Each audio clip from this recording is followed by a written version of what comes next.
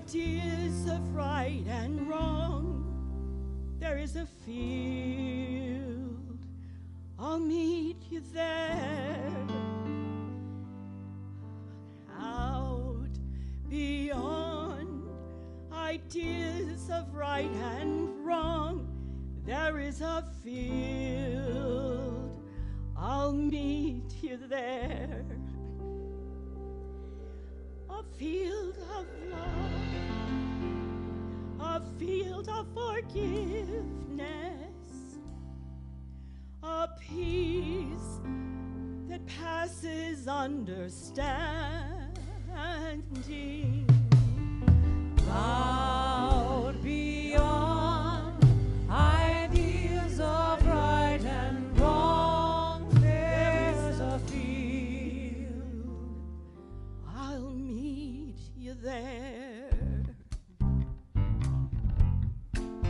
I'll meet you there.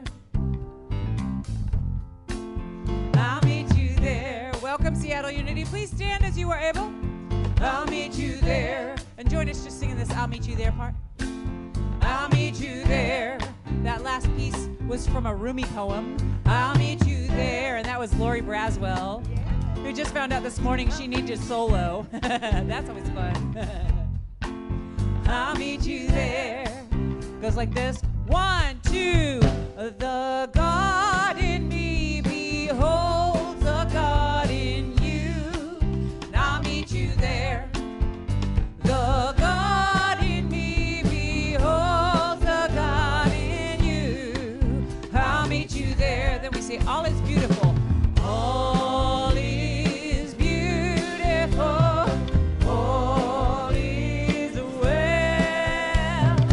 All is beautiful. All is well. And I'll meet you there. Let's do that again. I'll meet you there. I'll meet you there. The God in me. The God in me beholds the God in you. I'll meet you there. Hi, Mara. The God in me beholds the God in you. And I'll meet you there. All is beautiful.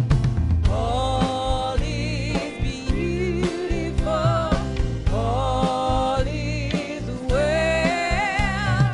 All is beautiful. All is well. And I'll meet you there.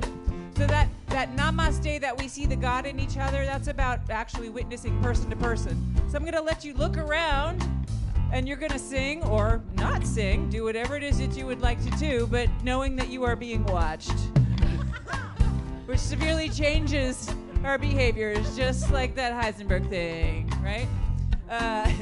But we have our special guest today is Michael Bogar, and he's going to talk about relationships, and it is awesome material.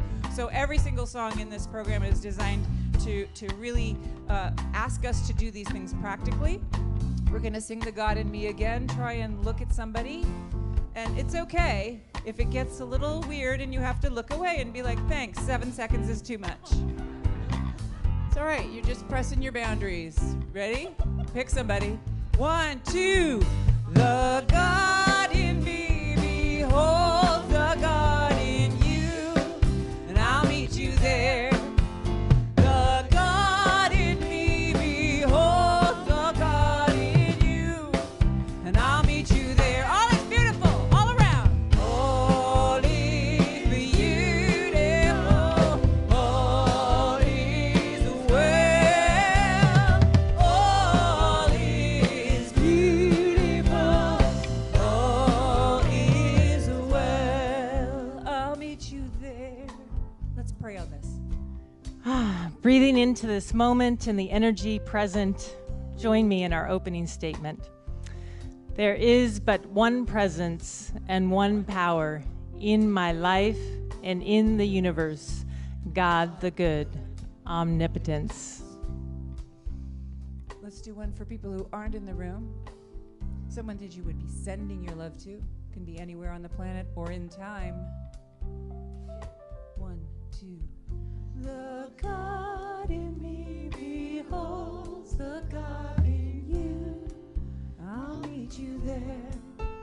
The God in me beholds the God in you, and I'll meet you there. All is beautiful. Here we go. All is beautiful. All is well. All is beautiful. All is well. All is beautiful. All is beautiful. All is well. All is beautiful. All is well. Good morning. Thank you. Well done, you. Hello and welcome. It is so good to be here with you, whether you're here in the room or joining us online. Thank you for joining together in spiritual community. Reverend Karen is away. She'll be back next Sunday. And I'll tell you a little bit more about our guest speaker a little bit later, but most of you know him, Michael Bogar. So if you are joining us online, we would love to know where you're joining us from. So please type that into the chat. Also, if you have a prayer request, go ahead and type that into the chat as well. And if you're here in the room, we have a forms just outside the doors there in the lobby that you can fill out prayer requests, and the prayer team will pray with you in the following weeks. So let's begin with our vision statement. Together, we are an accessible and inclusive spiritual sanctuary for all ages and stages of life. We offer spiritual practices and a community that honors diversity and encourages self-empowerment. We co-create a world that works for all, and so it is. So I just want to call out a couple of announcements for those that are here in the room. Following the service, we have our quarterly community Q&A upstairs in UD Hall, so please join us for that, for fellowship, coffee, and snacks as well. And we are going to be voting on our holiday card contest. So we've had a number of different people submit entries for our holiday card. They are up there, and you'll have an opportunity to vote on that, so we encourage you to go on up. And then following that, there's a choice. You can join in on Community Movie, facilitated by Jen Bowles, or Qigong, facilitated by Brendan. So there are so many things happening, so many options, and we invite you to join in community for that. So right now, if you're here in the room, I invite you to stand and greet one another. And for those online, we have a few more announcements for you.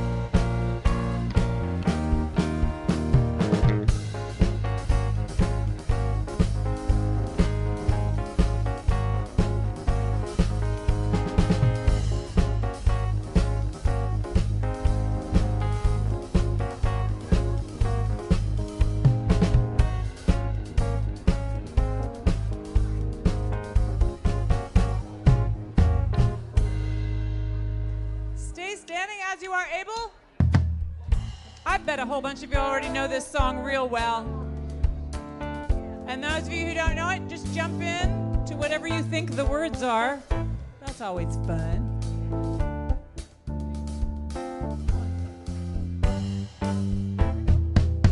God is my source. God is my power. God gives me everything I need. So I give thanks for all my blessings. God gives me everything I need. Let's clap. God is my source. God is my power. God gives me everything I need. So I give thanks for all my blessings. God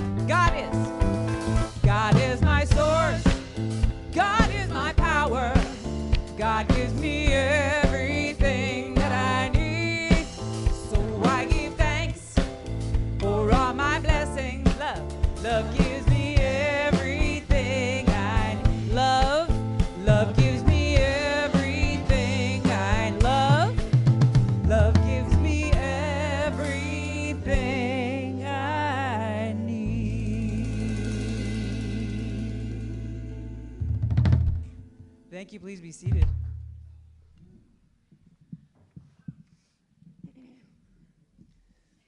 Most days at Unity, we have a reading that comes here, and it's our first step into the contemplative process. But we're going to have a poem from Rose Ram a little bit later, so we didn't need an extra reading today. But I will ask you to become comfortable in your seats as we move into a more contemplative part of the service that will include about a 3 to 4 minute silent meditation. So I want you to be comfortable during that time. That song that we just did is a Karen Drucker song, and we do lots of Karen Drucker music, and she is one of the great New Thought composers, and she's also a really amazing human too, and that's always helpful when we're singing and promoting people that we know are truly wonderful people. This particular song that Mitch is going to sing for us the first time is one that is useful. She wrote it to help us when we know that there is trouble in many other parts of the planet. So it's about how we can send those feelings of love, knowing that they're very far away, but they still matter to us. Mitch, whenever you're ready. Oh, they're hands too, if you want to do the hands things, but you don't have to.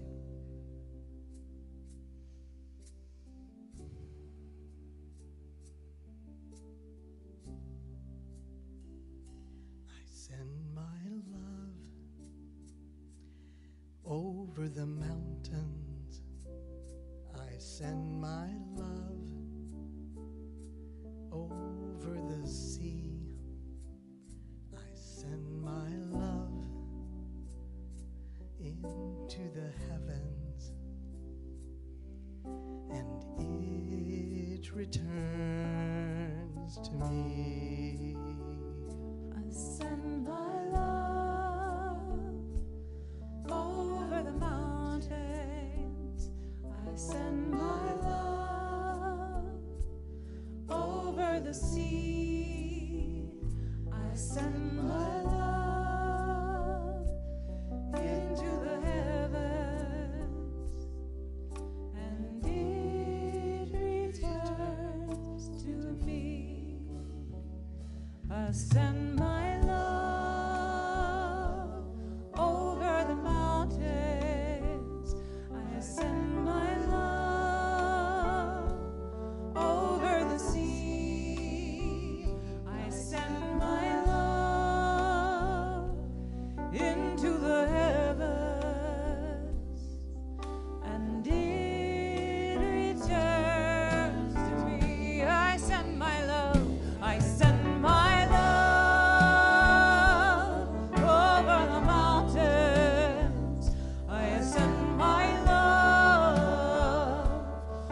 over the sea. I send my love into the heavens, and it returns to me. I send my love over the mountains. I send my love over the sea. I send my love into the heavens, and it returns to me.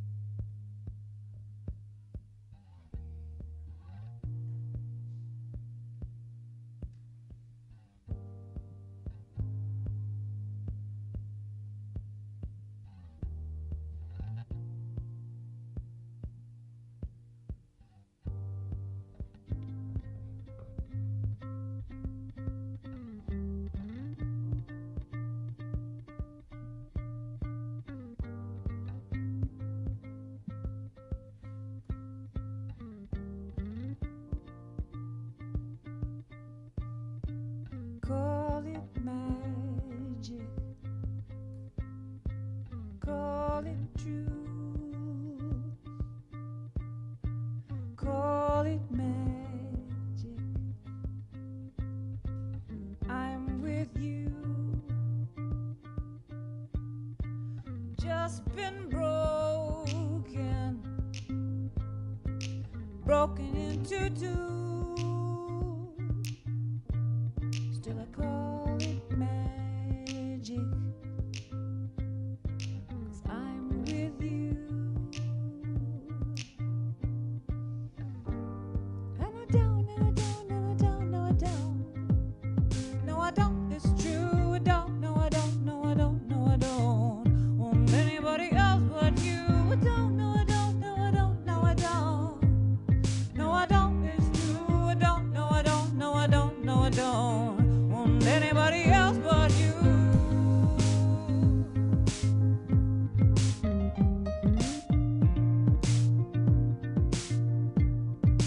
Call it magic,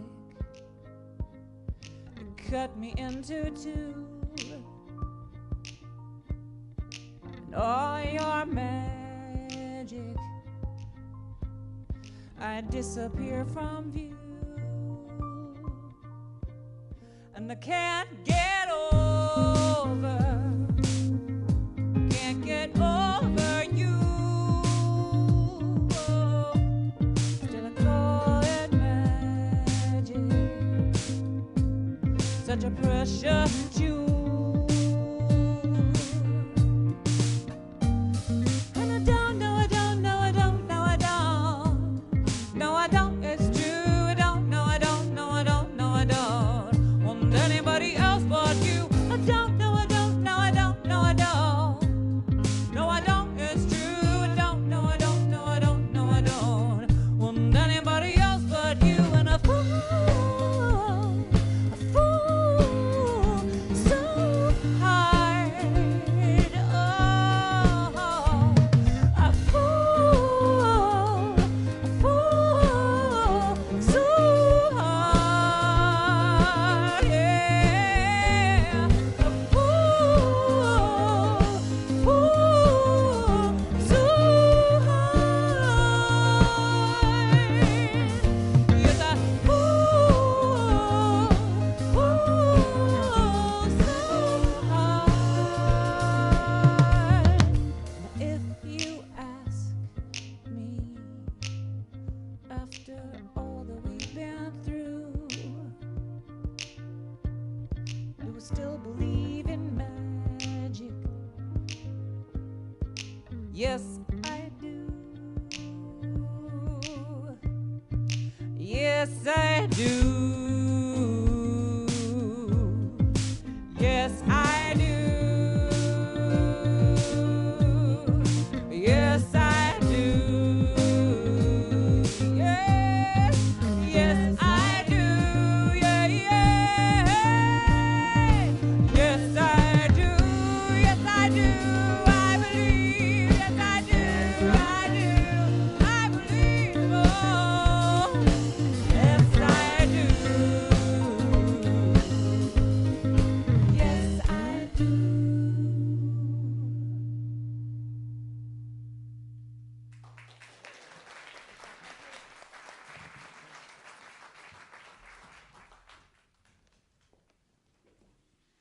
So I know many of you do know Michael. He's here with us quite often, but for those of you in the room that don't know Michael or joining us online, I just want to share a little bit. He has a really long bio on his website, michaelbogar.com, right? Yeah, so I'm going to give you the abbreviated version. So he is currently an adjunct professor of religious studies and world religions at Central Texas College at a campus at the Joint Lewis McChord Base in Tacoma, Washington. His approach is from a full life experience, and he can relate to a wide range of people. I think that includes all of us. He has a proven ability to inform and inspire students, ranging from the informal beginner to the serious scholar. Students and communities frequently comment on his depth of scholarship, personal approach, and sense of humor. So please join me in welcoming Michael.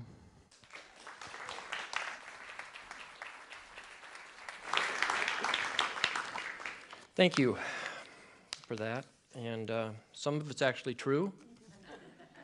I always hate the introductions. I'm not sure why. It's like, because when I hear other people introduced speaking, I'm going, yeah. It's the truth. So when I'm introduced, I'm thinking people are sitting there going, yeah. Because relationships are really, really weird. Do you know that? Relationships are weird. I want to start this morning. What I want to do is talk about relationship or relationships. And please don't think, oh, God, not another talk on relationships. Hopefully we'll go at it from a little different point of view. I want to start by asking each of you to think for a moment of the most important relationship in your life. Just ponder it. What pops into your mind? The most beneficially important relationship in your life right now. I just saw a couple in the back put their arms around each other. That was pretty good. All right, now let's go to the other side of the teeter-totter. Think of the most detrimental, troubling relationship in your life right now. Not much fun to think of it, but just think of it. What do both of those, the beneficial and the detrimental, have in common? Let's just hear some responses. What do they have in common? Me. What did you say? Me. Me? Is that what I heard from? People. Yeah. People and me. Me. What else? Intensity. The beneficial are usually very intense. And the detrimental are usually very intense. Complex. That's one of the reasons, given 20 or 25 minutes to talk about it, is impossible. Let me just give a little commercial here. We're going to do a class starting on the 25th that will go into this in much more depth. So if there's something said this morning you find yourself wanting to explore, we'll explore it much more deeply in that class. This is just a flyover. So let's talk about this thing called relationship. First of all, the word. I love words. I'm in love with words. Relationship, re. Anybody know what the Latin word re means? We have it on a lot of our words. Over again, or back, to go back, again, something repeated. More difficult, latus. Any Latin students? They used to teach it all the time, now they don't. Latus means to carry, to bear, like a burden, a backpack, something that you want to move from one place to another. Ship, of course, means a vessel, something that you can actually put cargo in. So a relationship, if you look at the word etymologically, it has to do with the idea of carrying something back again and again and again. It's often used of ancestors. When you talk about ancestors, you're going back to remember your ancestors. Your national roots, you're going back to remember those things because you have a relationship with your, whatever your place of origin is. So it's a carrying back. And when you add ship, you have this notion of a lot of passengers and a lot of cargo working together to carry stuff back. So every relationship is about carrying something. You're either carrying something that causes you great delight or you're carrying something that causes you extreme agony and pain. You're in a relationship. Now, how many of you, when you think of relationship, think of primarily, if not exclusively, people? Out of curiosity. All right, we're going to change that up a little bit. Yes, people, but let's think of much broader. What other things in this world are we in relationship with? Say it louder. Nature. Pets. Is that what you said? What else? Government and politics. It's huge. Aristotle said that is our most important relationship, whether we know it or not. But if you look at the intensity of people in politics, you'll see that there's an intensity of relationships there. What else? Our home, our jobs, spirituality. What else? Food. Thank you. Things, basically. We're in relationship with everything. You are in a relationship right now with your chair. You are. It's either comfortable or it's not. You're too close, you're not close enough, whatever. You're in a relationship. We're in relationships all day long with everything around us. It's carrying us somewhere. Now, where that relationship carries us to, where that ship goes, is sort of up in the air unless we're clear about our direction in the relationship. Where's it going? Now, I talked about ancestors and country or place of origin, those sorts of things, taking us back to that. But in a bigger picture, relationships in a spiritual sense take us where? Forward or backward, depending on where you're standing. Where's it taking us to? If you're in a spiritual paradigm. Enlightenment would be a word. What else? To God or a God or of some higher power of some sort. Now, forward and backward is very interesting because let me ask you this. Let's say you're standing here in this spot, and this is where God is. I'm in God because we all say we came from God. Now we come out of God into this body on this earth, and everything is fragmented. We're out of relationship. We want a relationship with God. Which direction should I go now? I'm talking about my illustration. Should I step back here? How many would say, get back to God? How many would say, no, go this way? Yeah, if you want to see the difference. Because you want to take the journey around the circle, because if there is a purpose to being in this world, the journey back to God is a circle. And you come back all right, but you come back after you've gone through how many frickin' relationships? Depending upon whether or not you believe in reincarnation. I happen to believe there is scientific evidence for reincarnation of some sort, not necessarily the Hindu or Buddhist kind, but something like it. So in that view, a relationship takes us back to the source by going away from the source. Because the journey away, Owen Barfield, the great friend of C.S. Lewis, said, we are on a journey that takes us on a great U-turn. We leave the source and we go through all these relationships in one or many lifetimes, and then we turn back, continue through those relationships, and then when we get back to the source, call it God, what has happened in that journey? Everything. What's the purpose of the journey? Growth to what? Growth to God, growth to self. In other words, there's something that is created from this embryonic soul that is, if you will, ejaculated out of God. Forgive the imagery. But into this world, which is a kind of ovum or seed, and the two come together and you have this marriage of the seed and the ovum, if you will, and there is a movement back to God, and the development of that soul seed is incredibly fascinating as it goes through all of the different relationships. So in this view, being in this world has a primary purpose of moving through 1 billion trillion relationships in order to become something you could have never been unless you had been through every single one of those relationships, and that final creation. This is C.S. Lewis, the last book C.S. Lewis wrote. Anybody know what it was? Till We Have Faces. Anybody read that book out of curiosity? Very few have, because it's a complex book. It's a book that tells essentially the story of Eros and Psyche. We're going to touch on that again this morning. But the journey of the soul through this world, through betrayals, through friendships, through education, through sexuality, through politics, through everything you can imagine in this life, we go through this journey until we have, what's the title?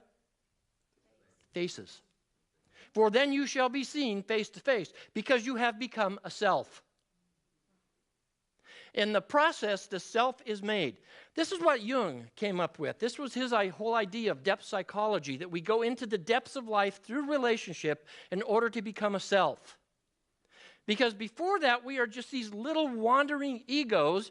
In a beautiful sense, in a beautiful way, the ego seed has to wander into a million different places and get its butt kicked or its butt patted or loved. We have to go through all this stuff in order to become a self. Here's how Carl Jung put it. There is no self without relationships. I thought about doing a retreat where we go for a whole weekend and we spend every day reading that one sentence. There is no self without relationships. Jung believed that if that captured our attention and intention, we would start to look at every relationship in our life through different eyes. The food we eat, the car we drive, the house we live in, the blankets we use on our bed, our pets, our friends, our neighbors, our political enemies. Every single relationship in this world is part of the soul-making process meant to draw the depth of the self to the surface in order for that self to develop into a whole, unique godling, is what C.S. Lewis uses. Until we have faces, we develop into a godling. Does that surprise any of you that a Christian like C.S. Lewis would talk about godlings? It's theosis. The particular church that Lewis went to in England believed in Eastern Orthodox theosis, which is we are all becoming godlings through this journey. Here's what Jung said further. He said, you can never develop your unique self by building a meditation hut on top of Mount Everest or a building. You will only be visited by your own thoughts, and that is not psychological development. I would argue that our own thoughts have a relationship. But he's saying we need to take it a step further. Humans do not exist without relationships. Well, what's a relationship, Carl? The self appears in our activities. And activities always mean relationships. Deeper consciousness always comes through relationships. So in this view, the purpose of relationships is to make us more and more conscious until we have faces, till we become a self. Now, we'll talk about that in more detail in the class. By the way, if we were going to do a class last time I was here. Several people said, I want to come to the class, but they didn't sign up, so we only had 4 people signed up and had no class. So if you want to come to this class, please sign up before the actual date so we have enough people to do it together. Yes, but if you want to come to the class, we're going to look at this purpose of thing in a bigger way. So let's just put that on pause for a moment. Put that part of it aside. The purpose of relationships is to become a divine self. Now, let's ask the second question. How does this happen? How does this purpose take shape? And what I want to suggest, and we're going to go into this in some detail, is that the story of Eros and Psyche, which I believe Reverend Karen has talked about here in the past, to me it's the most important mythology in ancient Greek mythology, of all the Greek mythologies, because it summarizes the essence of what the spiritual life is. Could I get the slide put up here, please? This is a painting by William Bouguereau, 18th century painter, or 19th century painter, who painted over 700 pictures of classical mythology images. And this is one of Eros and Psyche. The feminine here is Psyche, soul. Eros is the divine lover. Now, there's a sense in which the butterfly is prominent here. You'll notice, if you can see it, on the back of Eros, you have the wings. And if you can look very carefully, you will see that on Psyche, or soul, who's in a state of bliss by this point in the relationship, and it's not the honeymoon, you will see that she also has what on her back? Can you see the little tiny fledgling wings growing? So the idea here is that the Eros-Psyche story, and we talked about this last time I was here a month ago, has the same idea. We talked about the ego and this cycle of the butterfly. But here that cycle is found in the soul-making story of the relationship of Eros and Psyche. And what I want to suggest very quickly this morning, and we're going to look at in some detail, is that every single relationship, and there may be exceptions, I can't think of one, but if you can, please tell me. Every single relationship, I think, at some level goes through all 4 of these stages. Let's go to the first image after this. Stage one, in the story of Eros and Psyche, Psyche is a beautiful young woman who lives in a village with her parents who are very wealthy, king and queen, and she's the most beautiful woman in the village. Her sisters marry, and they go live happily ever after. But Psyche is so beautiful, she doesn't want to get married, because if she gets married, what would happen? She would not get the attention she was getting. She had a date every night. Everybody loved her. The women loved her. She was so incredibly beautiful. In fact, she had a reputation in town for being more beautiful than the Greek goddess Aphrodite. Now, Psyche did not deny this. She actually heard this rumor, looked in the mirror, and said, "You probably are more beautiful than Aphrodite. You're amazing."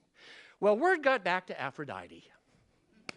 If you know the Greek mythologies, they do not do well with human beings and their hubris. So in this story, Aphrodite sends her son Eros, the character we saw her beautiful young man, son Eros, and she said, "I want you to go down and smite this woman with a plague." And there's more to it than that, but we'll just kind of leave it there. Well, Eros goes down to smite Psyche in her arrogance, but he sees her and accidentally touches himself with one of his love-tipped arrows, and his bloodstream is filled with love. And he looks at this beautiful earthling, Psyche, and says to himself, "My God, she is more beautiful than my mother." This is some Freudian stuff going on here. So he falls so madly in love with her that he goes home and forgets the curse he's supposed to put on her. Well, Aphrodite puts a second curse on her and makes everybody in the kingdom reject her. The men stop coming for dates. The women stop coming to be around her. She has nothing. This is the first stage of every relationship.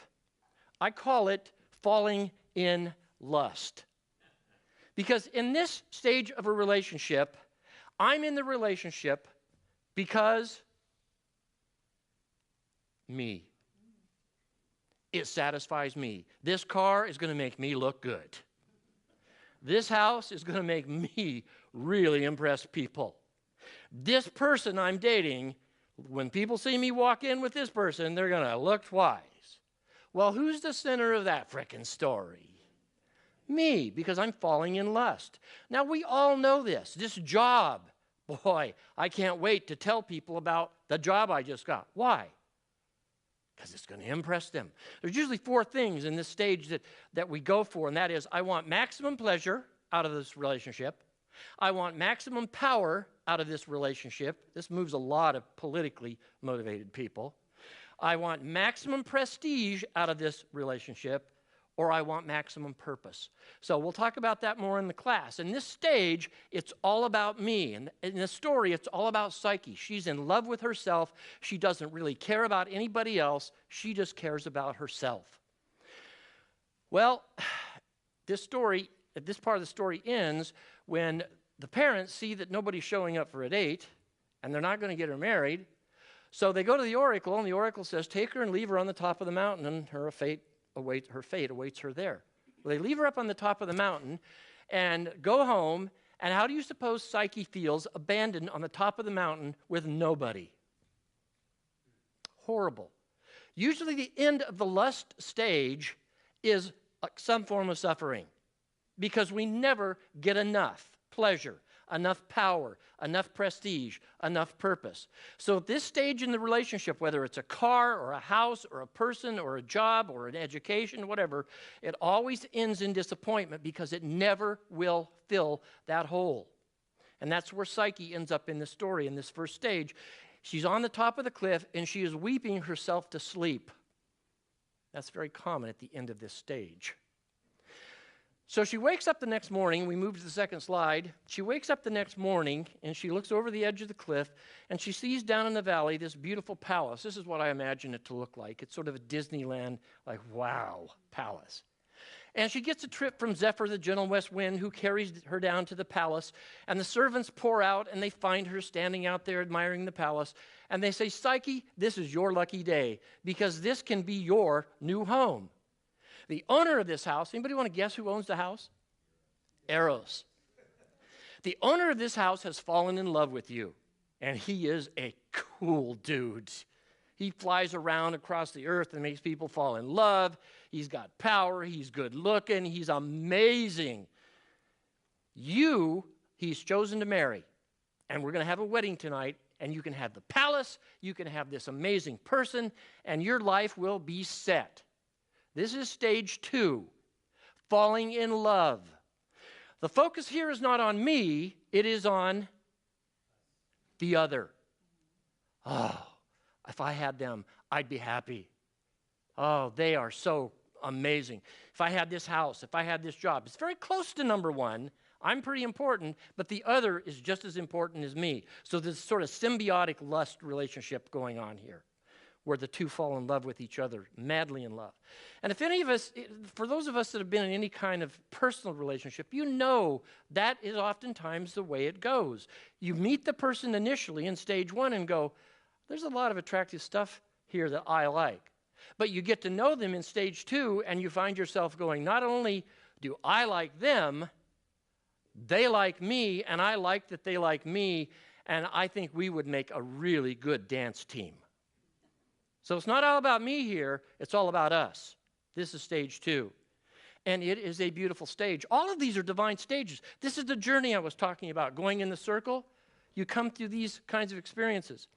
Well, in the story of Eros and Psyche, she decides she's going to get married and move into the palace. It's like, yes. They say, well, there's one condition, you can't see his face. Well, what do you mean? That's the condition. We have to do the wedding in the dark.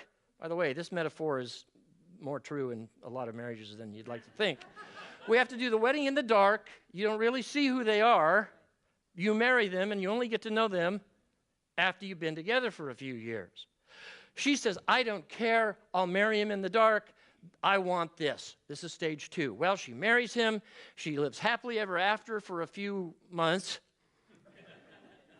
And then one day her sisters come to visit. And the sisters say, where's your husband? We'd love to meet him. And she says, well, I'm sorry, he works all day. Which is not uncommon either. He works all day, and he comes home at night, and I've actually never seen him. And the sisters go, ooh.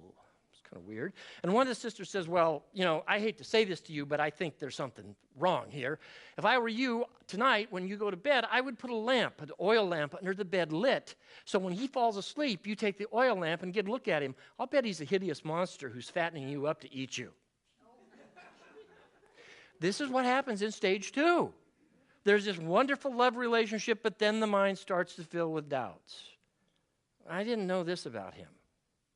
I didn't think she would be this way in this situation. You understand what I'm talking about? You get to know them. And a lot of people, what happens here, instead of seeing it as a relationship that's taking me to God, they just see it as a miserable pit that's taking me to hell. You're going to see in the story it actually does take Psyche to hell. But there's a purpose in the trip to hell.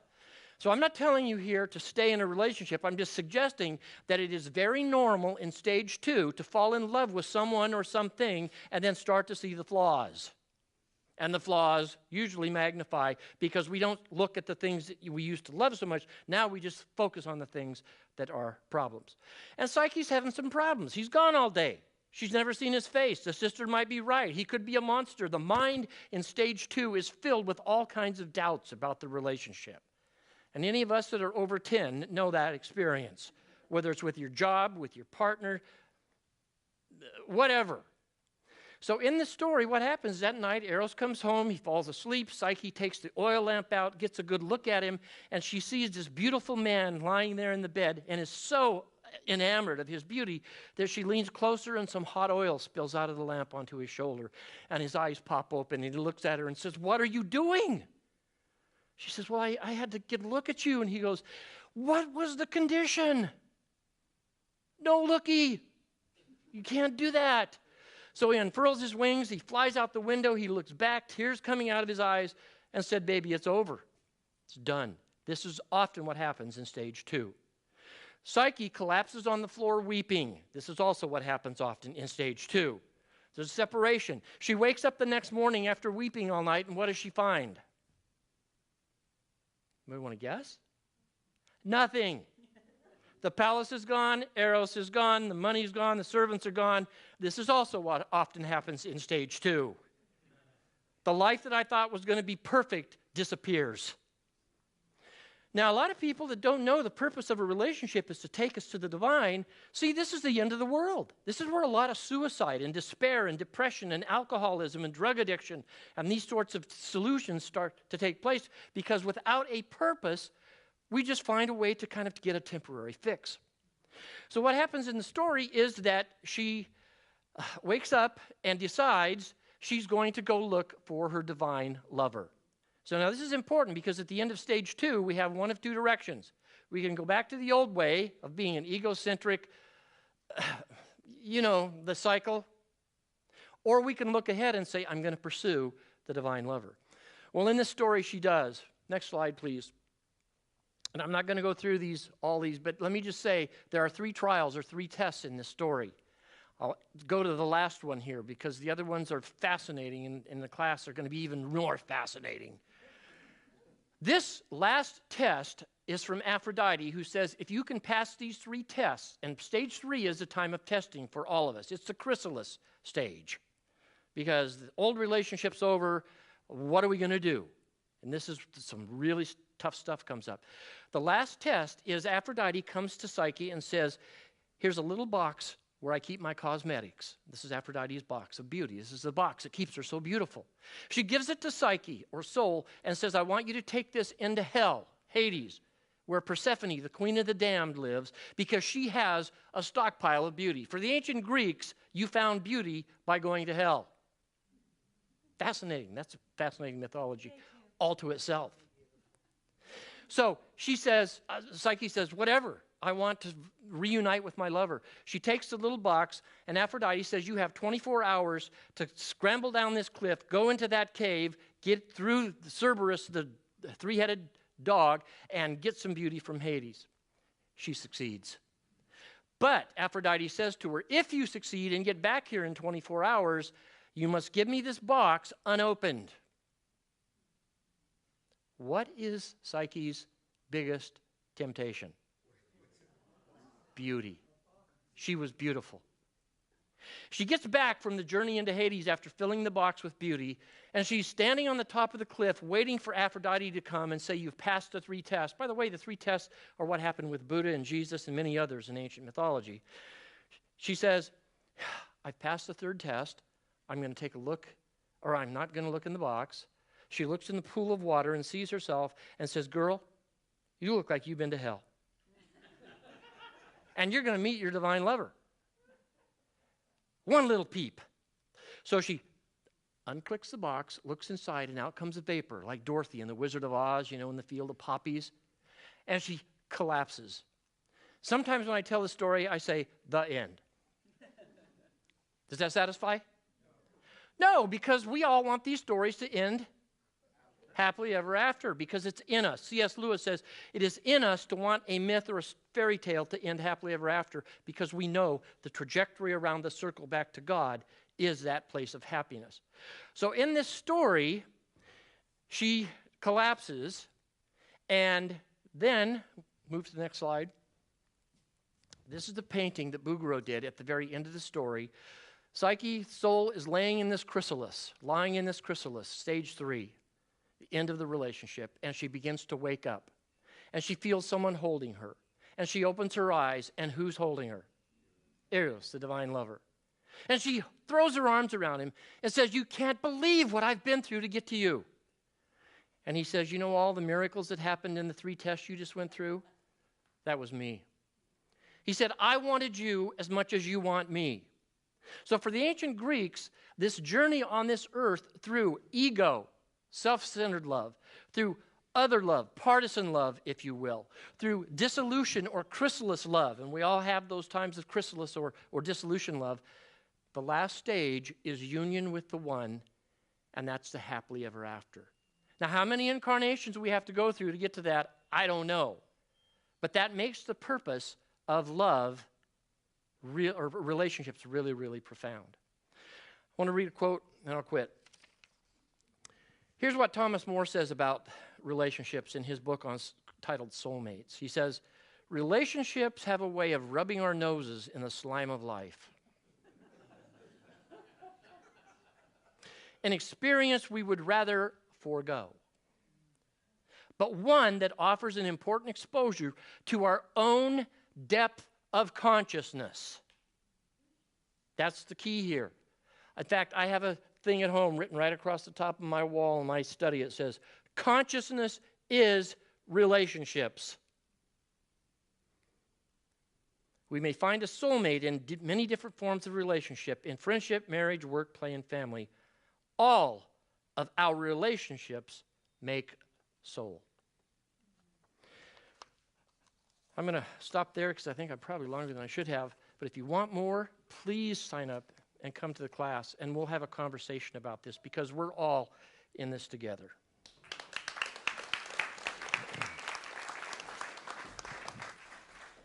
Thank you, Michael. And you can sign up for his class at seattleunity.org. If you want to take a deeper dive, sign up and invite a friend to join in that.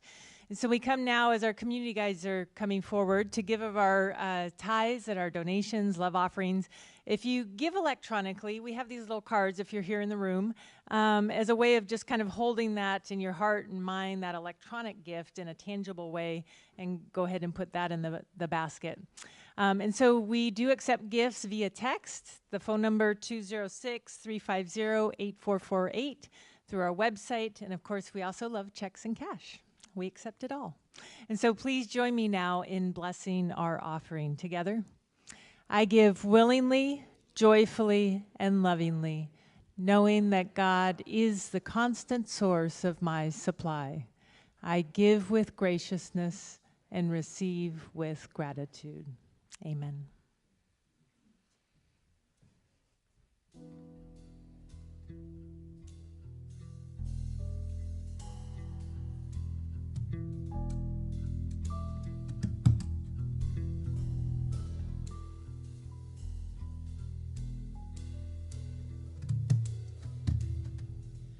Braid, the space between three strands. Three strands, what do you know? The space between weavers, serpentine helix that created me. The blueprint revised for a house that did the trick for a while, but needs a new wing now, or later.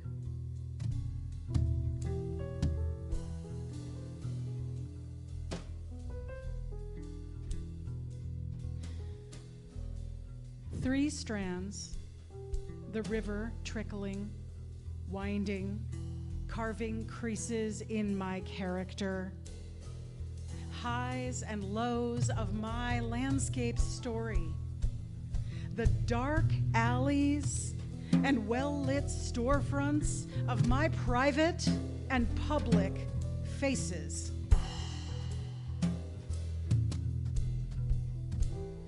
I loved you, I like to say. But did I even see you? Was I even there?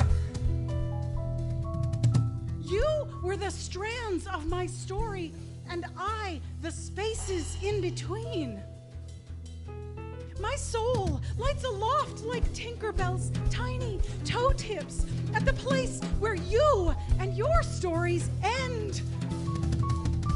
I launch into the air. I drip like water from the springing curled tassel of your long braid. I travel and visit here. I carry dust and oils off in a sudsy solution. But you are the story.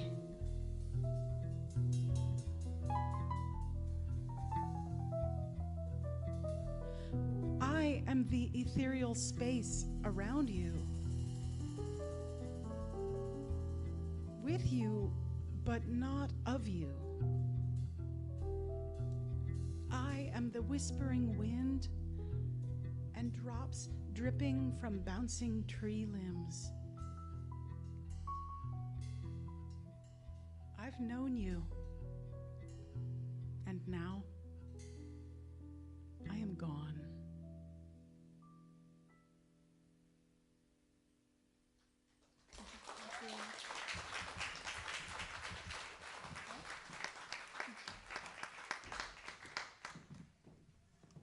So as our chaplains are coming forward, let us put a final blessing on our offering. And so we do give thanks for the generosity of this community and the gifts that are given. We see them returning to each giver 1,000-fold and going forth to bless this community and the wider community. We are grateful for that generosity. And so it is. Amen. And so we have people joining us from Bainbridge Island, Linwood, Federal Way, Mount Lake Terrace, Olympia, Greenwood, and many more places. And so it's more than just this room. We hold community in this much wider circle through our technology, which we are so grateful for. And thank you for joining with us online. And so we now center in prayer for those who have requested prayer. And so I just invite us to breathe into our heart, into that area around our heart, knowing that when we connect in consciousness of prayer, there is no space or time. And so we hold in divine light and love blessings for Leona, for Lisa and Steve, for Brenda and Abby. We call forth the highest and best for Amber, Randy, Inez, and Carmen, calling forth healing and wholeness, life for Reiko, Steve, Shirley, and Jane, Bea and Patricia, Carrie, and for Stephanie. We give thanks for guidance and wisdom in the lives of Ron and Terry, for Alex and Tammy. And we call forth divine life, healing, and wholeness for Cindy, Mike, and Diane. We also hold in light all of those in Israel and Palestine, Ukraine and Russia. And if there's any other places you know that are in trouble and chaos, please bring those to mind right now as we join together, just holding all in light,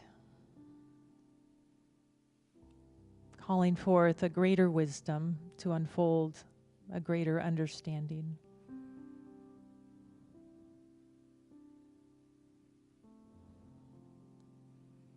We bless all of those souls who have made their transition and crossing over out of this world, and we bless all those souls that are entering into this new journey, this new life. And for this awareness, we are grateful. And please join me in our prayer for protection. The light of God surrounds us. I am light. The love of God enfolds us. I am love. The power of God protects us. I am power. The presence of God watches over us. I am presence. Wherever we are, God is, and all is well. And so it is. Let's sing one closing song together. I invite you to stand as you are able. And if you'd like to hold hands, hold hands. If that's not comfortable for you, please feel free to say thanks. No, not right now. This is a simple shalom, and then we switch it to salam, and we finish with pachem, like this. Shalom, shalom, shalom, shalom, shalom.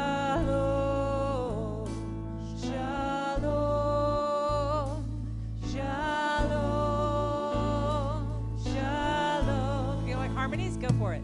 Shalom.